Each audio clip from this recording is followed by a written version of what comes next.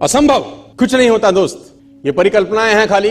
और मैं आज तो आपको बहुत ईमानदारी से और 12 साल के तजुर्बे का निचोड़ निकाल के बता सकता हूं कि इस दुनिया में असंभव नाम का कोई शब्द होता ही नहीं है।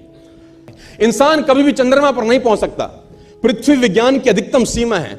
डॉक्टर ली दी फॉरेस्ट मशहूर वैज्ञानिक हुए, बहुत बड़े साइंटिस्ट हुए, एक स्टेटमेंट इन्होंने पास किया 1955 के अंदर, 1955 ही पास द स्टेटमेंट कि इंसान कभी भी चंद्रमा पर नहीं पहुंच पाएगा। It is impossible for a human being to cross Indian globe, earth globe, और पृथ्वी विज्ञान की अधिकतम सीमा है। लेकिन किसी बैरन ने इस बात सुना नहीं और पहुंच गया एक आदमी अपना बस्ता उठा के, जिसका नाम था इन 1969।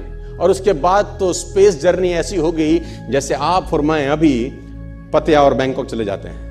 लॉर्ड केल्विन बहुत बड़े साइंटिस्ट हुए, उनका स्टेटमेंट आया कि सिर्फ पक्षी उड़ान भर सकते हैं, हवा से भारी मशीन का उड़ान भरना असंभव है। इट इज इम्पॉसिबल कि हवा से कुछ भी भारा हो और वो उड़ सके, क्योंकि ग्रेविटी उसको गिरा देगा। लेकिन तमाचा मारा इन लोगों ने, तमाचा मारा और लिख के दिया कि हमने साइकिल के स्पेयर पार्ट से इंसानों को पक्षी बना दिया, साइकिल के स्पेयर पार्ट से इंसानों को पक्षी बना दिया। 16 साल लगे राइट ब्रदर्स को जहाज का निर्माण करने में, लेकिन इन लोगों ने उसकी बात नहीं सुनी कि जो कहते थे कि वायु का सिद्धांत तुम्हारे विपरीत है।